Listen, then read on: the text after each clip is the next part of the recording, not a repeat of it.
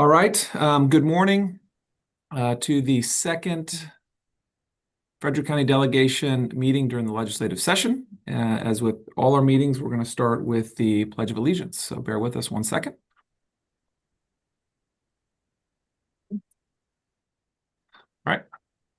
Pledge allegiance to the flag, United States of America, to the republic for which it stands, one nation, under God, indivisible, with liberty and justice for all.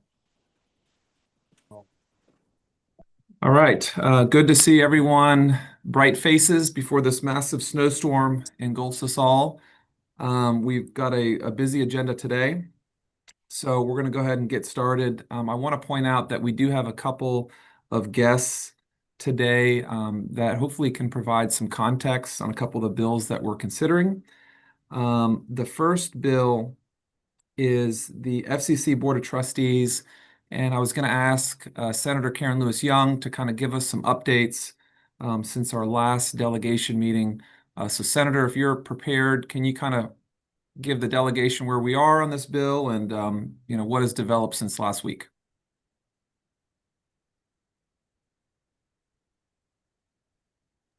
And you are on mute, so we didn't catch any of that. Sorry. There we go. Now, can you hear me? Can you hear Yes. me? Okay. Yes. First of all, we do have a clarifying amendment. I want to thank Delegate Miller for providing input. So, Senator, I can't hear you. I don't know if anyone else can. I can. Okay. I can. I can hear. Huh. Okay. So I'm going to proceed since You're good. the majority can hear me. You're good. We have an amendment. I think it came through late yesterday afternoon.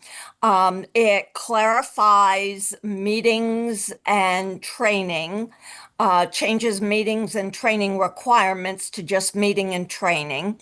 Thank you to Delegate Miller for providing some very constructive language regarding meeting minutes or the ability to watch a recording later in time, and giving an option so that one or the other is available. So that's the actual update on the legislation.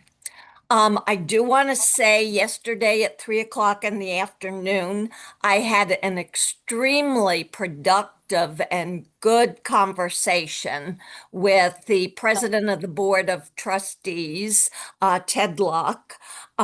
We talked about the impetus for this legislation and the fact that the college is doing many of these things right now.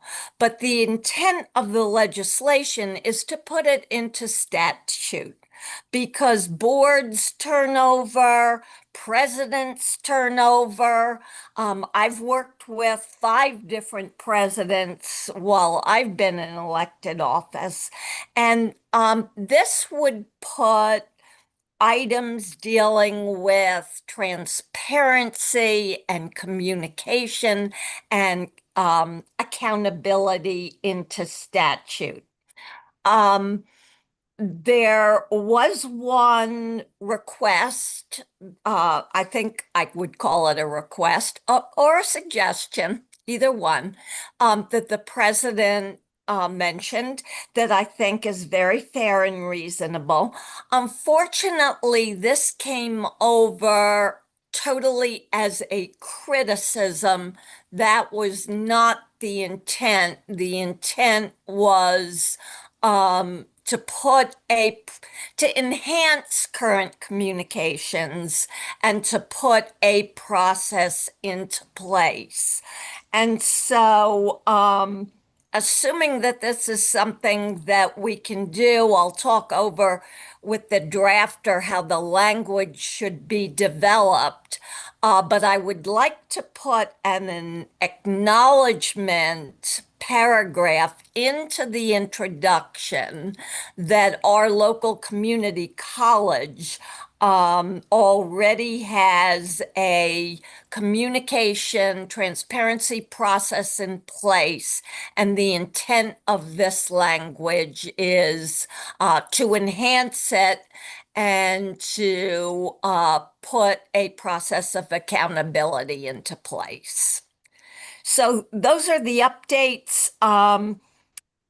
I personally don't think it's ready for a vote today because obviously there are people here that want to provide more input, and I want to see how we go about putting an intro paragraph in that acknowledges accomplishments in place already. Okay.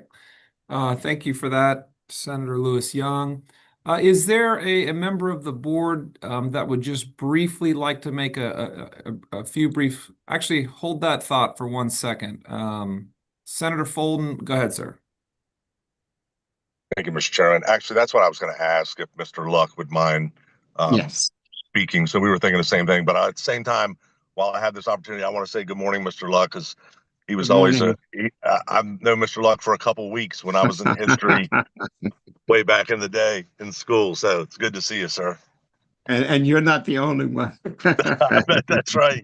Good. Yes, sir. Thank you. Thank you so much. I tell you, I very much appreciate this opportunity to speak on the board on behalf of the Board of Trustees. I value your time. So my wife often feels compelled to remind me that I'm not the keynote speaker. So I promise to be brief and concise, and I will confirm what Senator Young has shared. Again, I'm honored to speak on behalf of the board.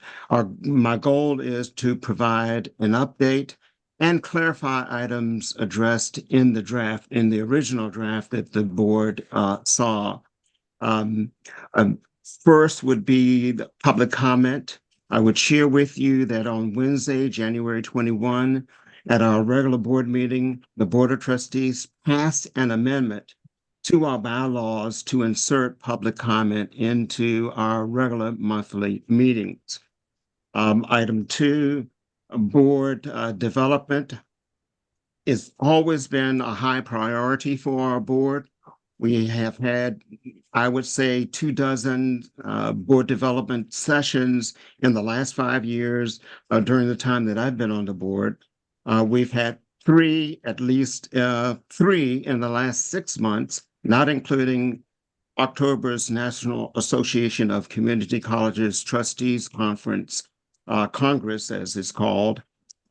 We always take full advantage of the multiple sessions offered each of the 4 days of the Congress, and that Congress is offered annually. There's no deficit regarding the board development as the original draft implied.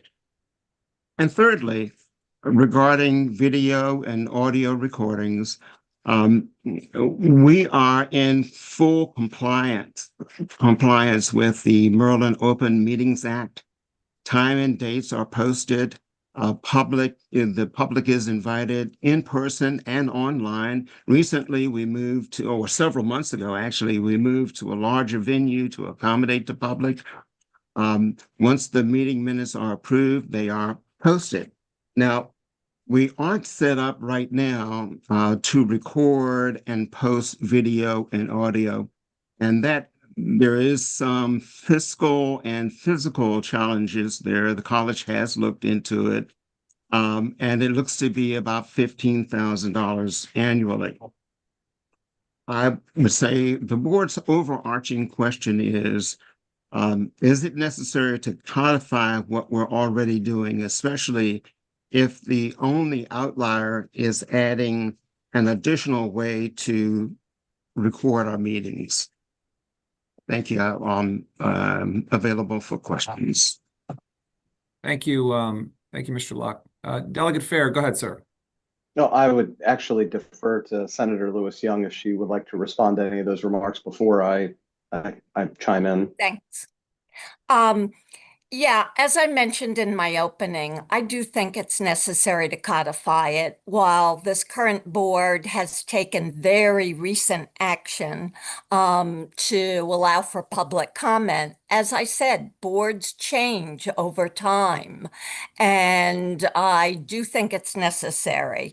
I'll give you a personal example. I had wanted to watch your meeting on Wednesday when because I saw that on your agenda that you were going to vote for public comment.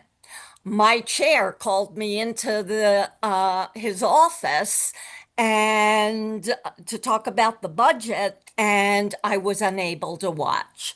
First thing Thursday morning, my staff called the college, asked if I could see a recording.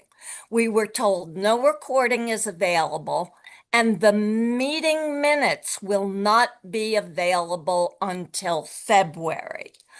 Um, I don't think that goes far enough in making board meetings available to our constituents who want to follow the issues but couldn't physically be there at 4:30. So while there are some things that you're doing already, you just put another component in place. I do believe it needs to be codified so that there's no doubt and that it's clear what your communication and transparency obligations are. And Thank you, Seth. Mr. Chair, are you okay if I jump in there? Sorry. I do. I just want to just remind everyone that since we're not voting on this today, per the request of the person that is, sent the bill in, just keep the comments to a minimum, just because we do have several other bills that are also going to take a lot of time. But I do want Delegate Miller and Delegate Fair. Go ahead, sir. Thank you so much, Mr. Chair. And I'll just say I really appreciate the senator's comments, and I appreciate Mr. Luck, as always. Two colleges I got to be at while you were there, and so I was very excited to see you on the call today. I want to share and echo some of the senator's comments, and really say that there was a lot of really options that I think we were kind of looking at. And when I look at this legislation, I really see this as the bare minimum as far as transparency comes to our community, to make sure that they know what their community college and where their tax dollars specifically are being funneled into, and what decisions of the board of directors are making. I believe there's a lot of things that we could do at the state level, but I'll mention one other comment. As we received feedback from the public as elected officials about the concerns about transparency, they couldn't find anything that clarified these specific concerns. And so now, if we do codify this in state language, we have a better tool at our disposal to be able to quickly and effectively communicate to the public where their rights lie when it comes to the openness and transparency and opportunities that they have to communicate their concerns with Frederick Community College, or celebrate what Frederick Community College is doing. And so that's for those reasons I feel that this is certainly doing a really good job of a compromise to creating some transparency without being overly broad or overly burdensome on the college. Thank you, Mr. Chair. Thank you. Douglas Miller, go ahead. Thank you, Mr. Chair. So I just first off want to thank the senator for being so open for working on this, and so accommodating to meeting quickly so we could talk about some of the concerns that I had last week. And I also want to thank the college for also being very responsive to the concerns that we all had. FCC is an incredibly valuable partner for our community, and they partner with our local school system, with workforce. It's an amazing institution. I certainly enjoyed my time there on the board of trustees. All my children have gone there. And even when I was on FCPS, I have always found the college to be able to be very responsive to the community. And as far as the legislation goes, I do think, as Delegate Fair was saying, this will actually show and enhance that. even more for the community. And as far as the public comment and the transparency piece, you know, I have always found that I always learn something from public comment, and I find it very valuable. And I find, like I said, that it will make, I think it will make our institution stronger, and it will provide that input from the community, that little piece that might be missing. While I do also think that this should be a statewide initiative, I understand and certainly respect the senator for bringing this forward in the way that she has, and how, like I said, how respectful and accommodating she's been to some of the concerns. So I'm looking forward to seeing how the legislation will come out. So I echo Delegate Miller's comments as far as FCC. It's certainly an important institution that I believe all the delegation members strongly support. And we want to thank the chair and vice chair for coming today and adding some context to the discussion. I think for the most part, we're all on the same page as far as, you know, transparency and the taxpayers, et cetera. Absolutely. Thank you for being here. You've got another week or so to reach out to your delegation members if you have any additional questions. I know that Senator Lewis Young is going to be working on, I guess, an additional amendment potentially, and we'll take this up next week. So thanks again for being here this morning. Thank you for the invite. Thank you. Have a good day. Be safe. Senator Karen Lewis Young, we're going to keep going. Can you Okay. give us an update on the sheriff's salary? Yeah, the only change to the bill is that we had to put the correct dates in. There was some confusion about when it would go into effect. So you have an amendment that says on page 2, line 6, strike the 2026 and substitute 2027. So the new salary would go into effect on January 1st, 2027. And in line 10, you would strike, and this is for the adjustment, you would strike 2027 and substitute 2028. Okay. And those are the only changes. I haven't had any other input. Okay. I see a hand from Delegate Boucher. Go ahead, sir. Thank you, Chair. The only thing about this amendment offered is I believe the sheriff gets sworn in December of 2026. And that is why it was set up that way, because that's what we found when we did the salary for the sheriff in Carroll County. Would that affect it, or should we keep it at 26 in December when they're sworn in to keep the salary consistent exactly with the term of office? This amendment might create a bit of a confusion, shifting the salary off center from the starting of taking the oath of office. Well, here's the problem. It's a different date in December every 4 years. So we couldn't make it December because that would be December 1st, and the sheriff wouldn't be in the new term yet.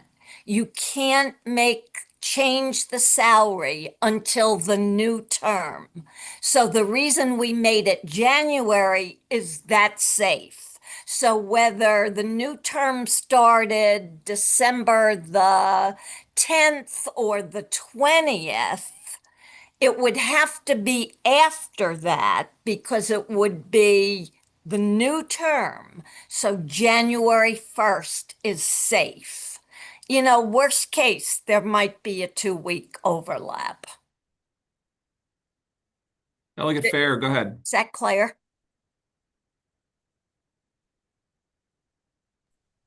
Fair has the floor. Thank you, Delegate Boucher. I appreciate that. Thank you, Mr. Chair. And I apologize. I think I just want to make sure that we're double checking ourselves here. I'm pretty sure that the Maryland State Constitution bars us from raising the salary of the sheriff midterm.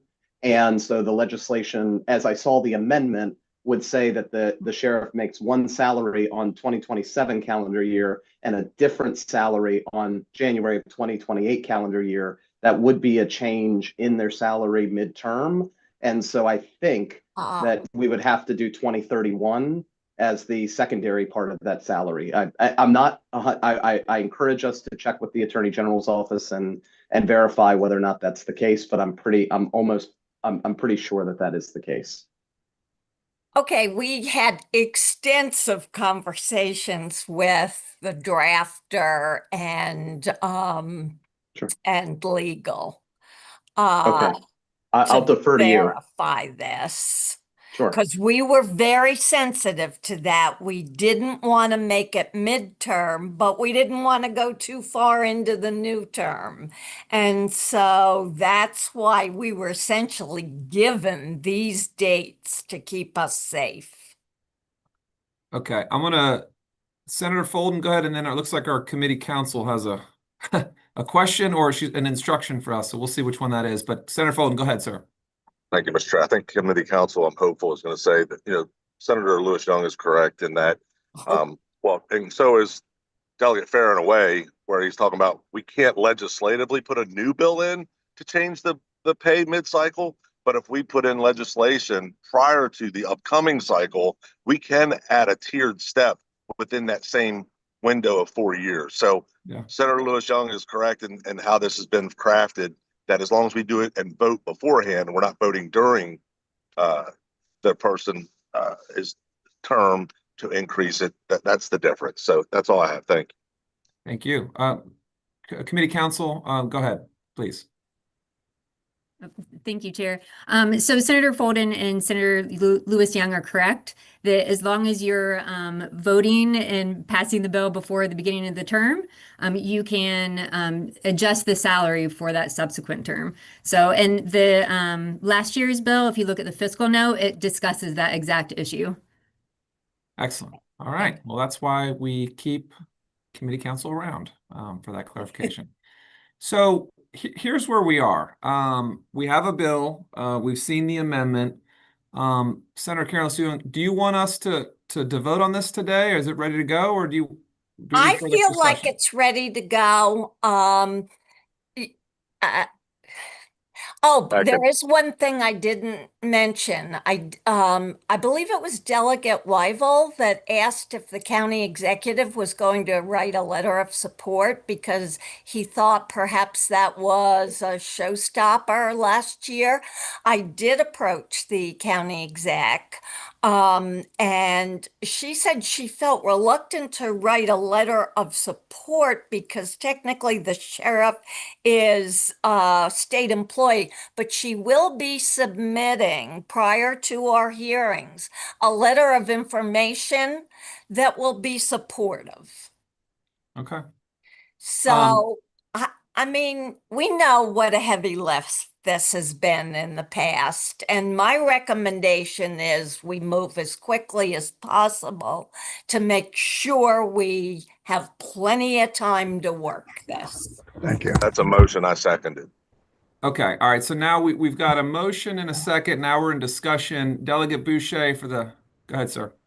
Thank you, Chair. I want to bring up the fact I have HB 165 out there already with a scheduled hearing date of the 4th of February at 1 p.m. in Judiciary. I think it'd be wise for us to hold off doing a delegation vote on this particular bill, keep our options open, allow my bill to move forward and see how it transpires, because the bill I have in front of Judiciary coming up will actually increase the wage of the sheriff and put it in parity with the state's attorney. And I think it'd be wise for us to keep both options open. It's not that I don't support and respect the efforts by the senator to do this, but I think it'd be wise for us to keep our options open and hold off voting on that, especially waiting on the county executive and some of the other players until we have a hearing date. Thank you. So Delegate Boucher, real quick, is your bill a statewide bill? Yes, sir. Okay. All right. Delegate Valentine, I think I saw your hand up. Is that right? Or did that go away? I was only going to make, Mr. Chair, I was just going to make a comment and thank the senator for that work and on other topic about contacting the county executive. I wanted to thank her for that. Okay, very good. Senator Folden, go ahead, sir. Move the bill. Okay. All right, well, we have a Delegate Miller, I saw your hand pop up. Is it a discussion or is it? Okay, all right. So we have a motion to, and just, I'm gonna get this correct. We have a motion to approve the bill as amended. There's been a second. We've had discussion. So we're gonna go ahead, we'll do a roll call. Oh. All right, so here we go. Senator Folden, Aye. Delegate Boucher, Nay. Delegate Siliberti,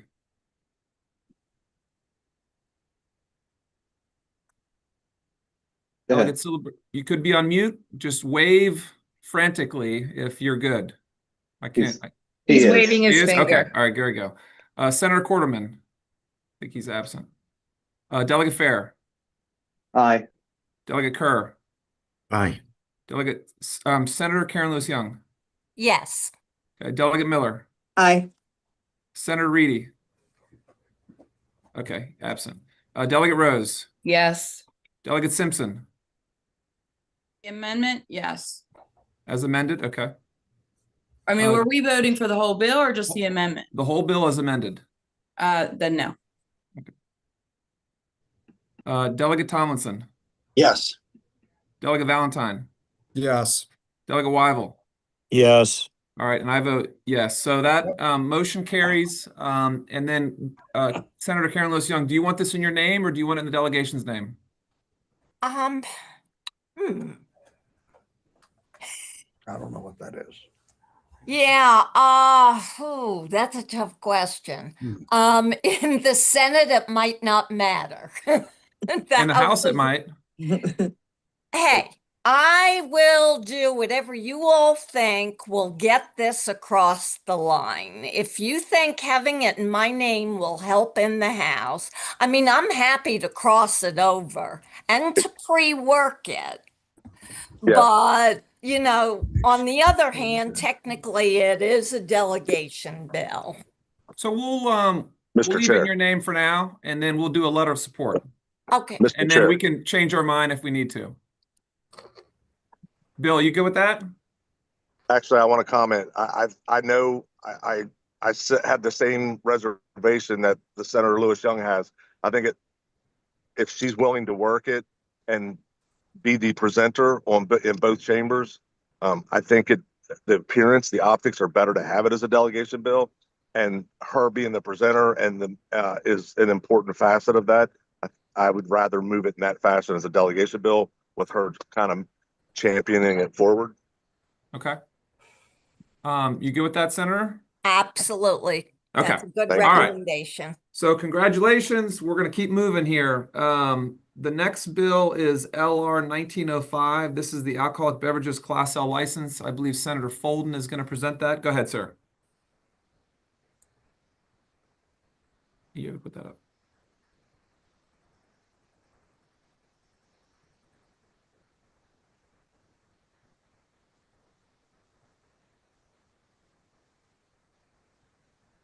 So Senator Folden, whenever you're ready, go ahead.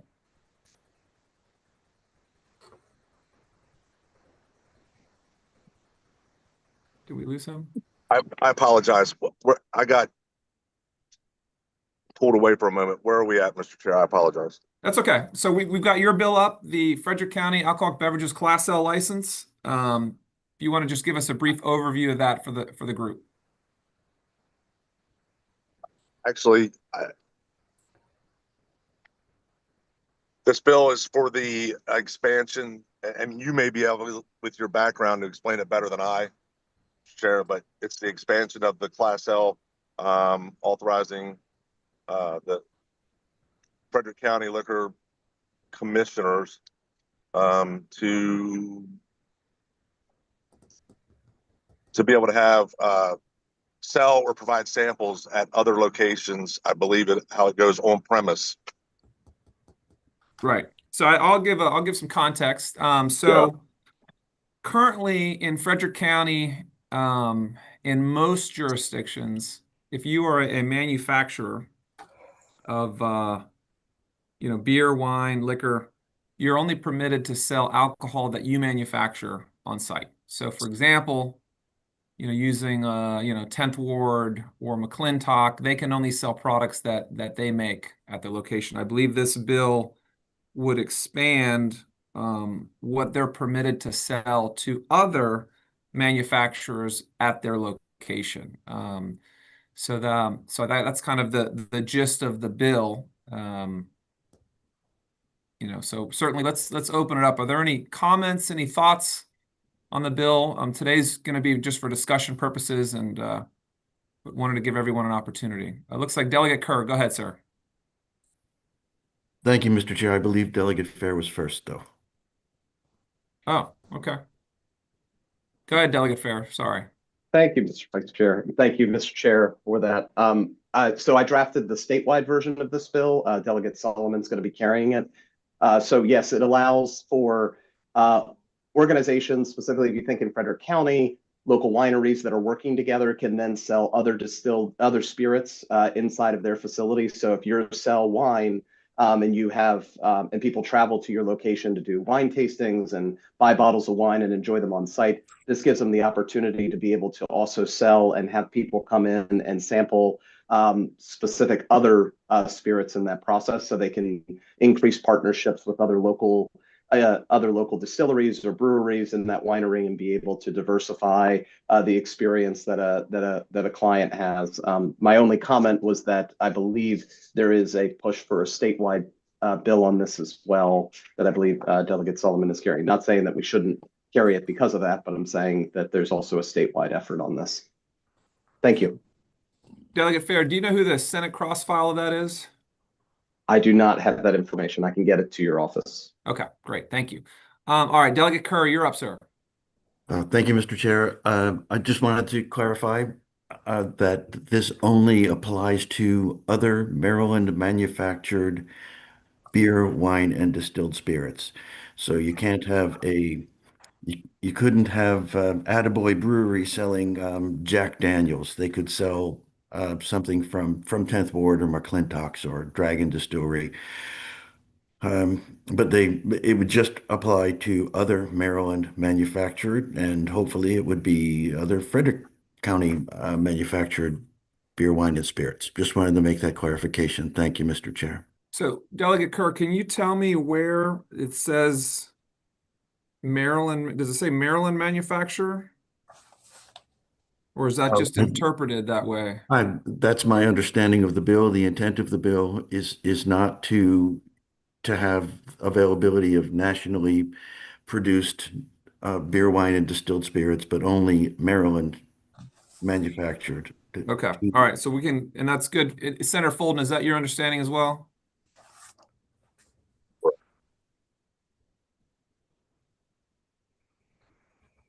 You might. Did you hear me? I said correct. I apologize. Okay. All right. And we can always get with committee counsel and just make sure that the language does reflect that. And maybe it's interpreted when it's manufactured, maybe it's interpreted as Maryland manufacturer, but we can always clear that up. It's good to know the intent.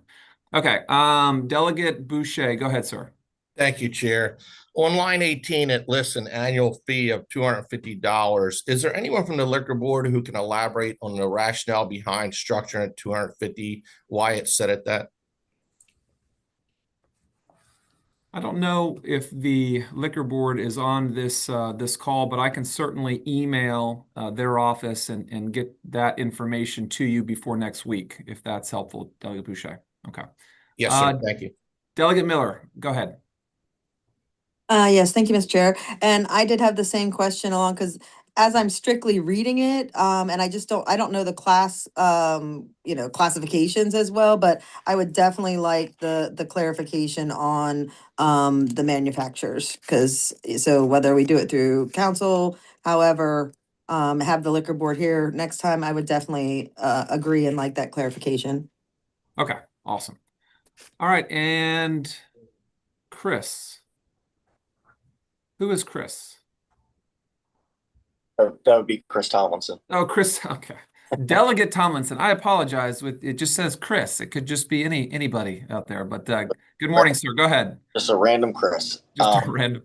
No, if you could scroll down, whoever's controlling the screen, I was looking at this yesterday. there is language, I think, that clarifies. Keep going, keep going. Yeah, I think it says somewhere, yeah, sorry, I'm trying to zoom in. Is it, I think it might be D that you're looking for to clarify. Um, no, maybe not D. But I do think there is language in there that makes it clear that it has. Okay, yeah, I think it's C1 you're looking for. Another holder of a manufacturer's license. I think that's the language you're looking for to clarify that it would be another Maryland producer. Yeah, and we can, certainly we can find out if, I mean, look, we know the legislative intent now, right, from the sponsor and the folks working on it. What we'll do is we'll just find out if the language is sufficient, and we can always add the word Maryland if folks are worried about it. But Yeah. all good. Does that answer your concern, Delegate? Yeah. I mean, I don't have concern. I love the bill. In Okay. fact, sent over something to bill drafting yesterday, just saying, can you make a copy of this for Carroll County? Okay. All right. Thank you. Senator Folden, are you good for now? We can kind of work through some of these details over the week, and then we can put it back on the agenda next week. Yes, sir. Thank you. Okay. All right. So we'll move on to our last bill, and I don't know if is this Delegate Fair? Are you going to present that, or Senator Karen Lewis Young? No, it's me. It's I you. got it. All right. Go ahead, Yep. sir. Thank you so much, Mr. Chair. I appreciate it. Friends, this is a bill that's coming in for the city of Frederick only. And so there is a couple years ago, the General Assembly contemplated for a local courtesy bill, what's called noise abatement monitoring system. They're seeing these kind of pop up across the world and certainly across the United States in a couple of cities as this technology has been coming online. Most of you on the call should be pretty well aware of consistent concerns about people who are altering their mufflers and changing the dynamic or the systems set up on their vehicles that are then causing for these excessively loud noises to be echoing throughout communities. In the city of Frederick, this is an issue that ironically has crossed both the business and residential communities. We've heard consistently from both that if you live in downtown Frederick, it is especially difficult. It doesn't change the reality in our outlying neighborhoods where it still can be very disruptive to people at 2 o'clock in the morning who are trying to keep their children asleep when these cars go racing down the road and they have these altered mufflers or altered engines and are causing massive levels of noise throughout the community. But in downtowns specifically, where there are buildings on each side of the street, it creates an echoing effect that is really amplifies the level of noise that you're hearing.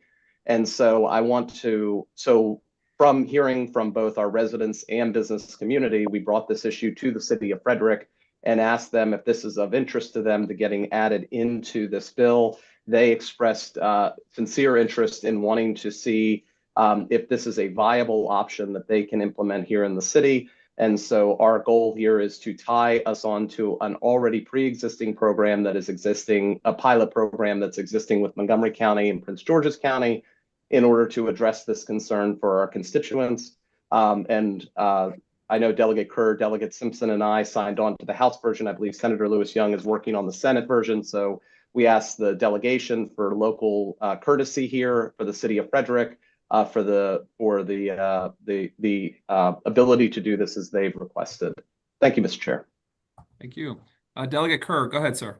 Thank you, Mr. Chair. I also want to point out that I've heard from several constituents who live on either side of Route 15 that the jake braking, the air braking from tractor trailers as they come down Route 15 is also quite disruptive to those neighborhoods. So I'd like just to make sure that that's also the intent of this legislation.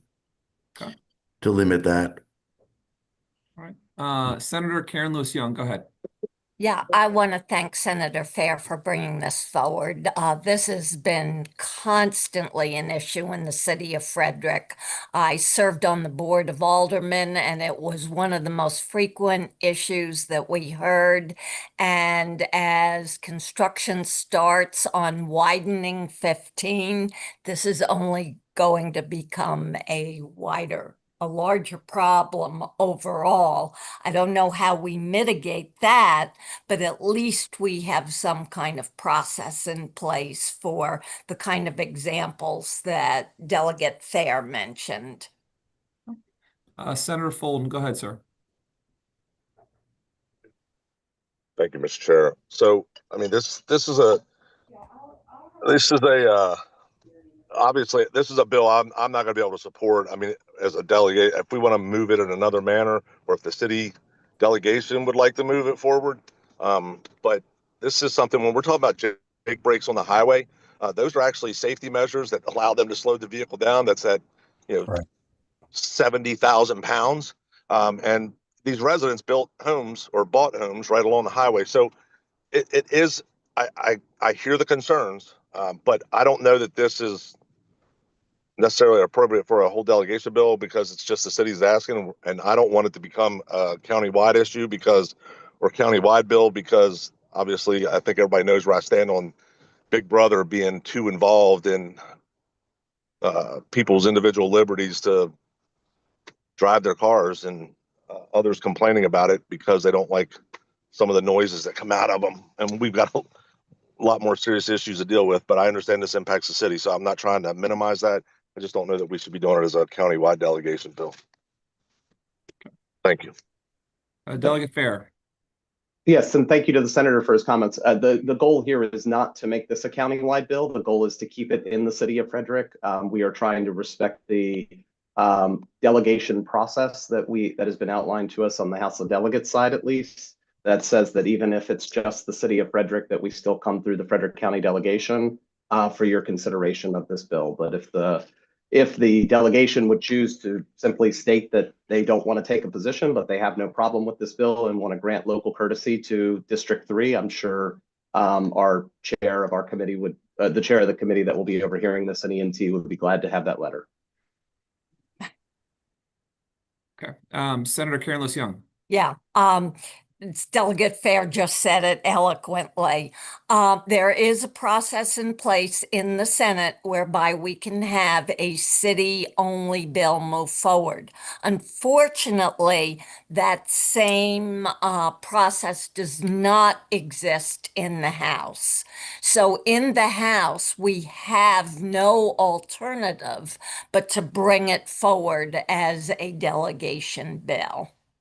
Okay. Yeah, and I just want to, thank Delegate Fair for bringing it to the delegation because, like he mentioned, there is a process. I mean, look, the city is within the county, but this bill would only apply to the city. And so I think that certainly deserves some discussion. But I think you guys have done a good job of explaining the bill, explaining what it does and doesn't do. And we'll have an opportunity this week to talk, to each other and, figure out what everybody wants to do. So, okay. Delegate Fair, are you good for now? Absolutely. Okay. Thank you. Thank you. So that covers the 4 bills we were going to discuss today. I'll briefly open it up to any members that have any parting words or thoughts before we adjourn. All right. Delegate Fair, go ahead. Yeah, just a message to the community out in Frederick to please be safe over the weekend and make sure that you're tracking make sure you're letting folks know. There's some information on my site, at least, and I know a few other folks around the delegation have shared it for when food pantries are going to be open, when shelters are going to be open, to make sure that we don't end up further exacerbating what appears to be a pretty significant storm that's coming our way and hitting Frederick County. Thank you, Mr. Chair. Thank you. Okay. Seeing no further comments, entertain a motion to adjourn. Move to So adjourn. moved. Second. All right. All in favor of adjourning? Aye. Be safe. We're supposed to get a big storm, as Delegate Fair said. We appreciate everyone tuning in this morning, and we'll see you next week. We are adjourned.